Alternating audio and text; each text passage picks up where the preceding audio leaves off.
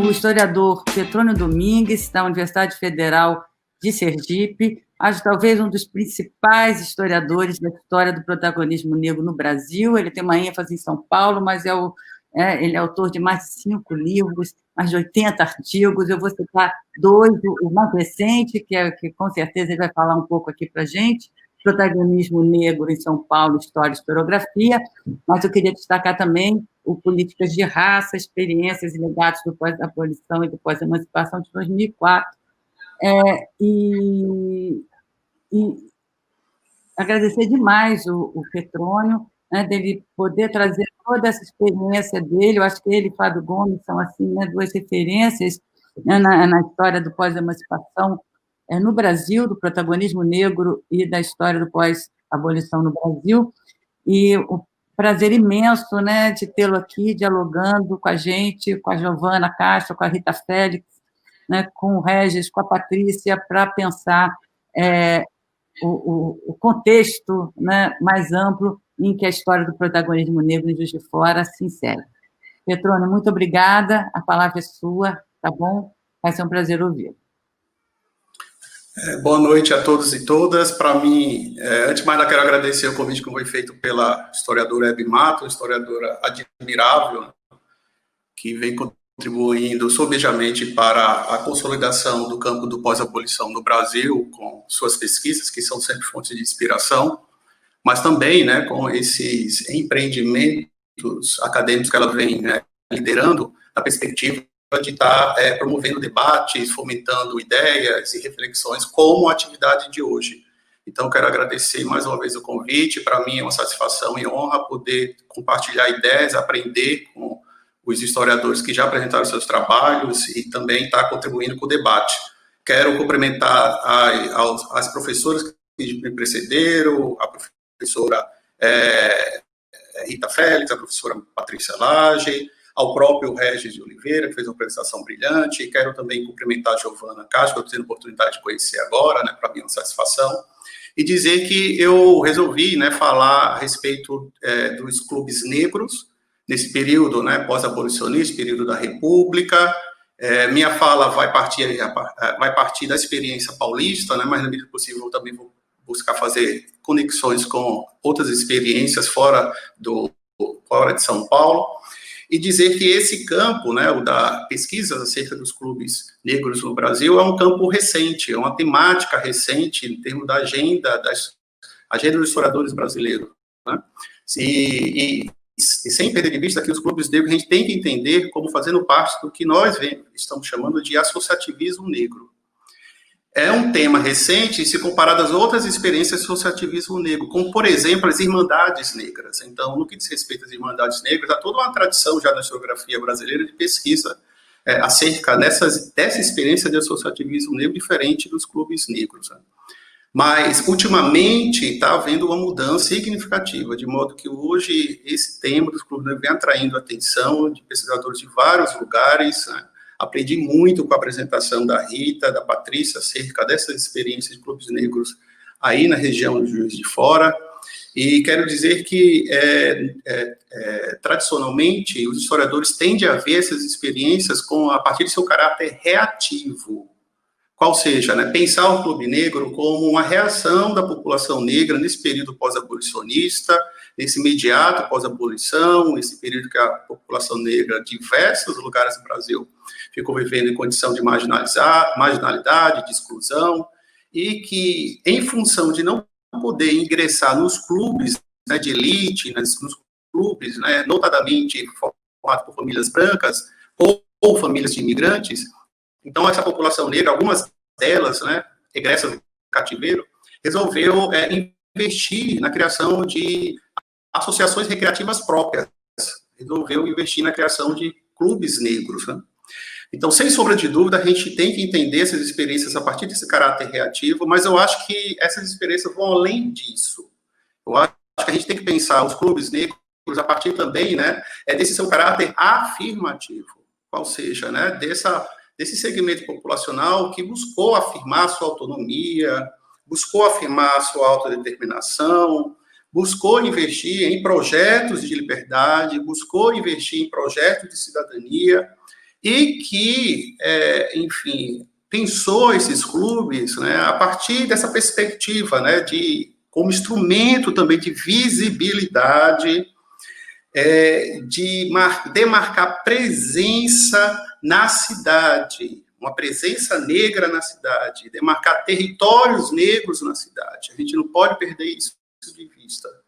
Então, eu entendo que esses clubes, eles têm que ser abordados a partir de seu caráter polissêmico, pois, sem sombra de dúvidas, eles eram, né, espaços de lazer, de entretenimento, de sociabilidade, de troca de experiências negras, né, de definição e redefinição de identidades, de atualização de tradições, de produção de símbolos culturais afrodiaspóricos, mas também eram espaços de resistência, de um fazer político, né, era o espaço de elaboração, de reelaboração de retóricas raciais de igualdade, né, eram espaços em que foram forjados, né, projetos de cidadania, foram espaços pensados também como instrumento para lutar por direitos, né, foram espaços também pensados a partir, né, de uma perspectiva de inserção social.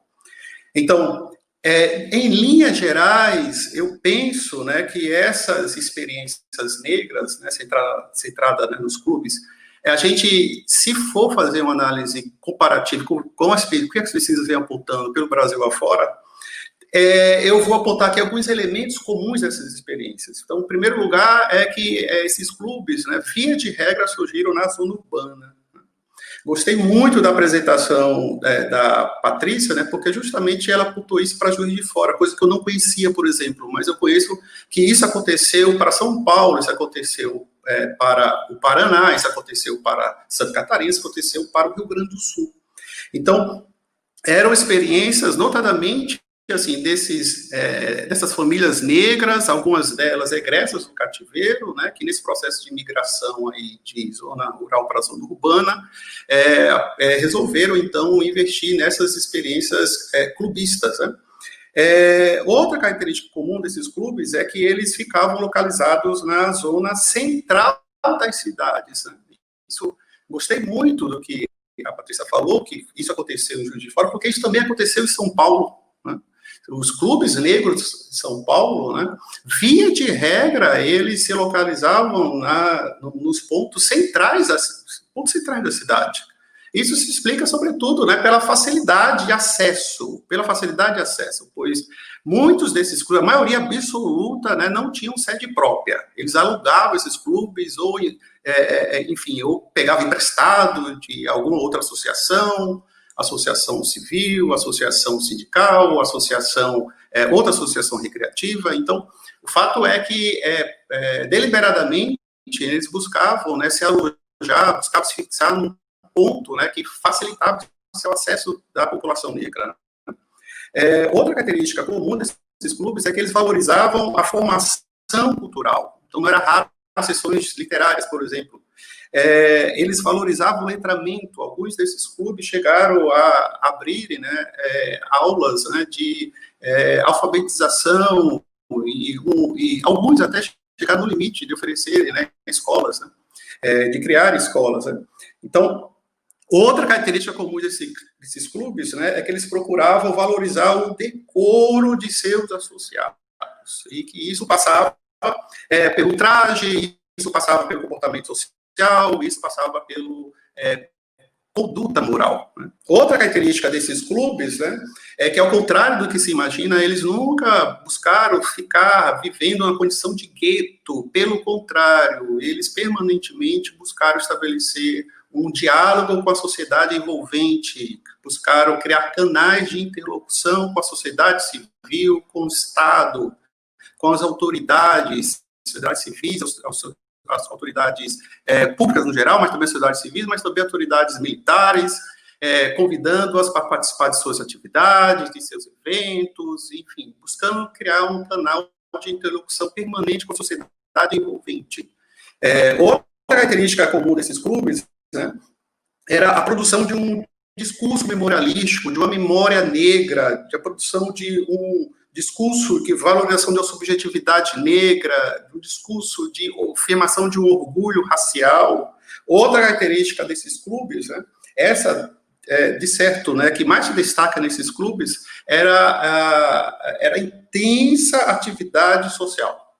Esses clubes promoviam piqueniques, enfim, ofereciam salão de jogos, atividades esportivas e recreativas, e, sobretudo, ofereciam bailes, né? Festas no geral, mas, sobretudo, bailes. E que a gente tem que conceber esses bailes, né, como ponto de encontro dessas famílias negras, desse segmento populacional, desses jovens negros, ponto de encontro, de troca de experiências. Esses bailes era, eu diria, o programa de lazer, um dos mais, se não mais valorizado pela população negra, né?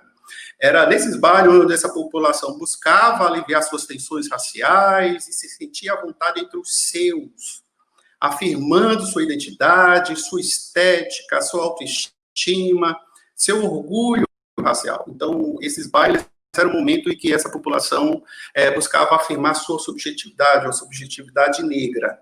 Então, para encerrar essa minha primeira participação, eu queria, de uma maneira bem genérica, apontar essas características polissêmicas desses clubes, né?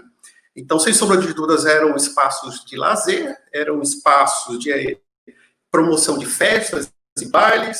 Bailes eram esses momentos de descontração, muita música, dança e alegria. Eram espaços, os clubes eram espaços de confraternização entre os amigos, vizinhos, parentes, mas também a gente tem que entender esses clubes como espaço de resistência. Então, esses clubes eram espaço de uma afirmação identitária, esses clubes devem ser vistos como espaços em que se produziam manifestações culturais afrodiaspóricas, era um espaço que se produziam uma memória negra afirmativa, eram espaços em que essa população buscava trocar experiências, se informava, se atualizava, sobretudo, sobre o mundo negro, e era um espaço de formação política, em que era um espaço em que se forjavam projetos e lutas antirracistas. Então, quero ressaltar esse caráter polissêmico desses clubes. Eu vou buscar responder duas questões aí que foram formuladas, que eu acho importante a gente tecer algumas considerações. A primeira diz respeito, né, ao caráter de classe desses clubes. No geral, esses clubes eles eram fundados e mantidos pelos trabalhadores negros, né? Enfim, isso aí é uma coisa que a gente vem observando em estudos em diversos lugares do Brasil. Mas, se a gente também ficar atento aos discursos que os sujeitos dessas histórias, né, produziram, a gente vai dar conta que alguns, né, segmentos negros se viam como pessoas negras diferenciadas e produziram esse tipo de discurso, né? O que alguns autores, inclusive, resolveram, né, definir esse grupo que se via como diferenciado como elite negra. Então, há estudos apontando justamente, né, o surgimento de clubes de uma elite negra. Evidentemente, né, não é uma elite negra nesse sentido marxista de pensar elite como proprietária dos meios de produção, como a burguesia negra, mas é uma elite negra no sentido de um grupo diferenciado, né?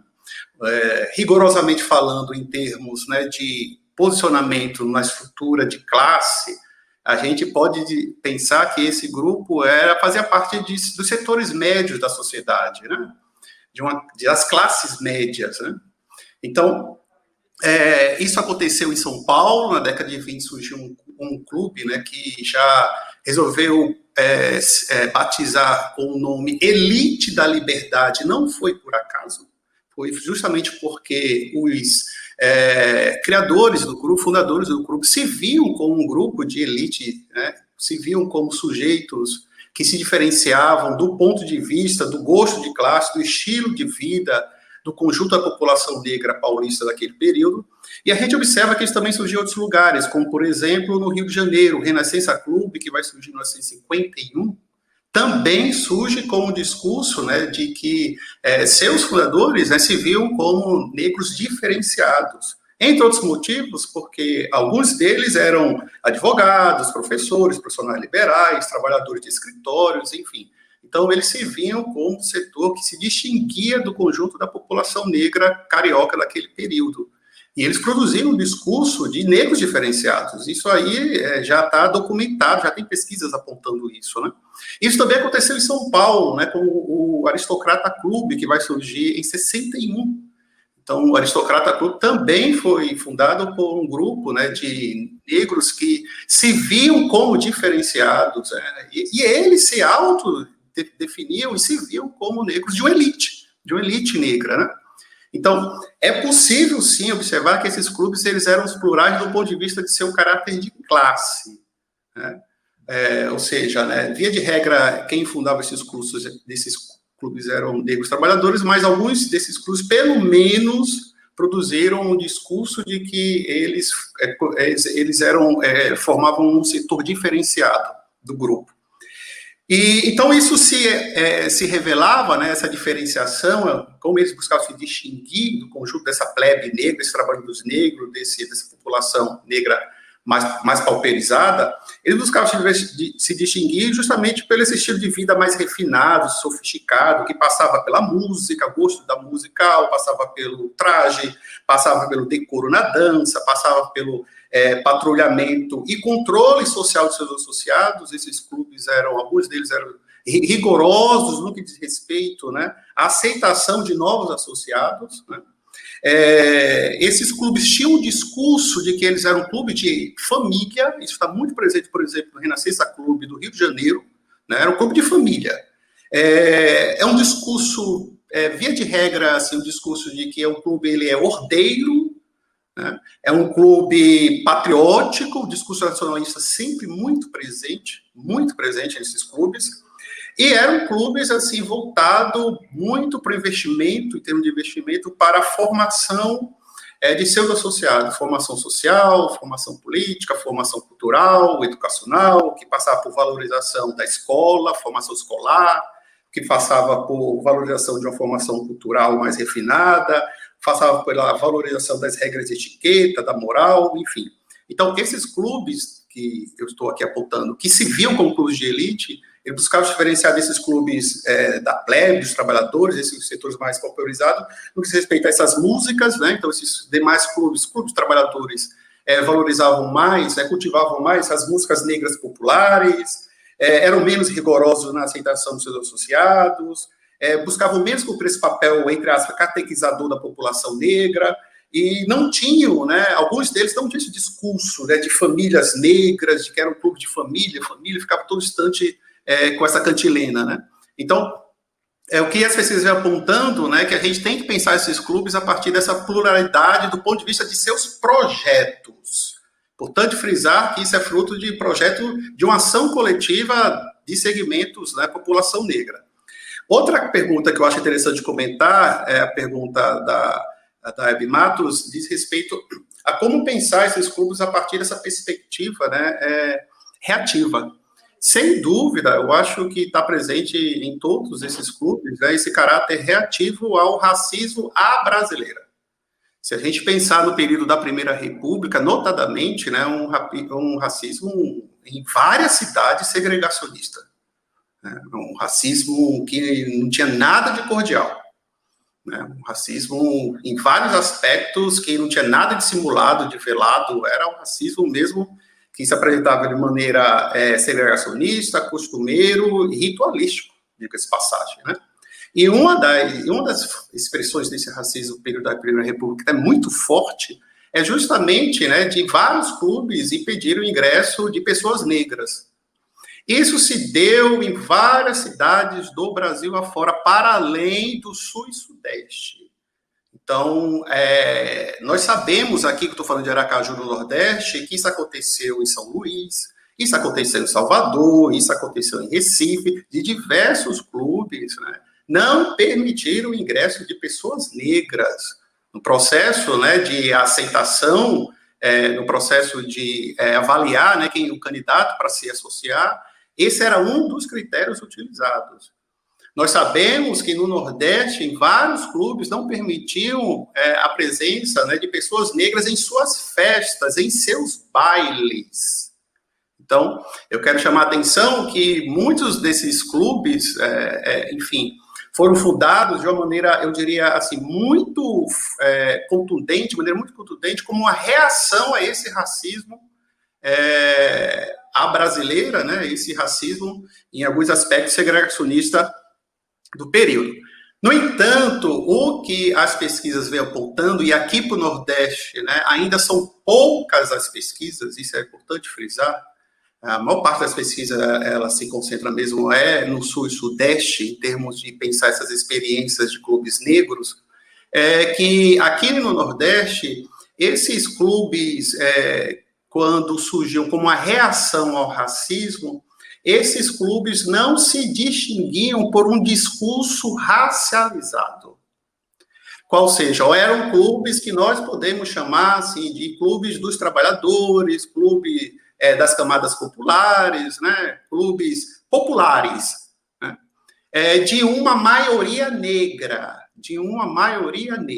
Então, quero chamar atenção para isso, porque esses clubes populares, embora fundados majoritariamente por pessoas negras, embora fundados, alguns deles, como reação ao racismo, esses clubes não produziam um discurso racializado, de uma afirmação racial, de um discurso de buscar criar um território exclusivamente negro, né? Como a gente observa que isso aconteceu em outros lugares. Então, o que eu entendo é que faltam pesquisas para estar documentando, né, as experiências desses clubes populares, notadamente na Primeira República no Nordeste. Não há pesquisa acerca desses clubes populares, porque se há todo hoje, né, um investimento para tentar compreender essas experiências no Sul e Sudeste, ainda isso não acontece aqui no Nordeste. Eu também quero agradecer o convite que me foi feito pela Hebe, a oportunidade de conhecer a Giovana. Aprendi muito com a ação, né, fragmentos da pesquisa da Rita, da Patrícia, pesquisas essas que, de certo, vou lê-las. Gostei muito de conhecer, enfim, essa faceta, né, de Juiz de Fora, ou pelo menos, né, fragmentos dessa faceta de Juiz de Fora, essa Juiz de Fora negra, a experiência de associativismo, e centralmente, né, a partir dessas experiências desses clubes. Enfim, quero também agradecer ao Regis também, né, gostei muito da sua explanação, Regis, afinal de contas, você é uma memória viva do samba da cidade, e a respeito da Marta Abreu, eu diria assim, né, mais uma vez, a Marta apresentando reflexões instigantes, originais e genuínas, que faz a gente pensar, né, não tem como a gente, ao ouvir suas explanações e suas provocações, né, construtivas, diga-se passagem, a gente não parar para estar refletindo. Então, respondendo objetivamente a ela, eu diria assim, sem sombra de dúvida, a gente tem que pensar assim, essas experiências, né, de manifestações culturais, que você fez menção, tais como boi, congada, maracatu, como fazendo parte do que nós estamos chamando, né, de associativismo negro. O que eu tenho dúvida, Marta, é possível classificar como clube negro. Eu tenho dúvida, e vou apresentar para você o que eu tenho dúvida. Porque, rigorosamente, conceitualmente, a gente pensa o clube, né, negro, essa associação, a partir de um estatuto. Todo clube negro, uma das preocupações primeiras, né? Primeiro, fundar o clube, que se dá a fundação a partir de uma assembleia, né, de um grupo de pessoas que deliberava pela fundação do clube. A partir daí, se constitui uma ata, e essa ata era lavrada, registrada em cartório. E, a partir daí, se discutia a criação de um estatuto. E o estatuto rezava conforme a legislação vigente, todo ele rezava conforme a legislação vigente. Então, todos os clubes negros, né, esses que vêm sendo objeto de várias pesquisas, são associações recreativas formalizadas, formais, que buscavam cumprir a legislação da época. Portanto, nesse sentido, eu tenho dúvida se os bois, congadas, maracatus, a gente pode definir essas manifestações como fazendo parte do que a gente está chamando aqui de clube negro. Que fazer parte do associativismo negro, eu não tenho dúvida. Isso é ponto pacífico. Mas eu não sei se conceitualmente dá para definir como clubes negros. Para finalizar, eu queria retomar justamente esse caráter, né, como eu já apontei aqui, heterogêneo desses clubes, né, porque a gente tem que pensar esses clubes a partir justamente desses diversos sentidos e significados. Então, eu penso esses clubes como espaços promotores, sim, de festas, muitas atividades recreativas, de lazer, de diversão, mas também como espaços de produção, né, de uma sociabilidade negra, enfim, espaços que promoviam momentos de descontração via música, dança, espaços de congraçamento, né, de famílias, congraçamento de amigos, vizinhos e parentes. Eram espaços, né, em que se trocavam experiências, né, via diálogo que se estabeleciam entre os associados, nesses encontros, nos eventos, nas brincadeiras, né, nas atividades recreativas, mas também eram espaços que se preocuparam muito, né, com a criação do que eu chamo de uma rede de informação e de conexão. Então, obviamente, não deu tempo para outro assunto, porque eu entendo, né, um assunto fecundo e demanda muito mais reflexão, mas, obviamente, aqui foi importante para a gente dar o pontapé inicial, para a gente ver essas experiências, essa rede de informação e conexão que foram forjadas a partir desses clubes negros, porque eles mantinham intercâmbio, os clubes negros mantinham intercâmbio do que acontecia com os outros clubes negros, né, no Brasil e fora do Brasil, no contexto afro-atlântico, né, essa rede de informação desse mundo negro que era fomentado por esses clubes negros. Então, era um espaço de solidariedade, eram espaços, né, de mútuo apoio entre essa população negra, eram espaços que buscaram inventar e reinventar ritos, estilos, símbolos e artefatos culturais afrodiaspóricos, era um espaço que promovia ações coletivas, que celebravam, né, que a população buscava celebrar seus talentos artísticos culturais, seus símbolos, seus ícones, e que a população buscava comemorar e politizar suas festas, suas efemérides, suas tradições. Enfim, era um espaço que atualizava e reatualizava a memória negra, forjava e negociava identidades, e ventilava noções de direitos e semeava expectativas de igualdade. Então, quero encerrar dizendo que eu penso esses clubes negros como esse espaço de afirmação da liberdade. Eu penso esses clubes negros como espaço que buscavam conferir visibilidade de uma experiência negra e que buscava, alguns deles, pelo menos, torná-lo como instrumento em prol do reconhecimento da sociedade civil, do Estado brasileiro. Era um espaço que buscavam, a partir de suas ações, suas coletivas, né, buscavam cavar e conquistar respeitabilidade, dignidade e cidadania do Brasil. Então, agradeço mais uma vez o convite para participar desse debate.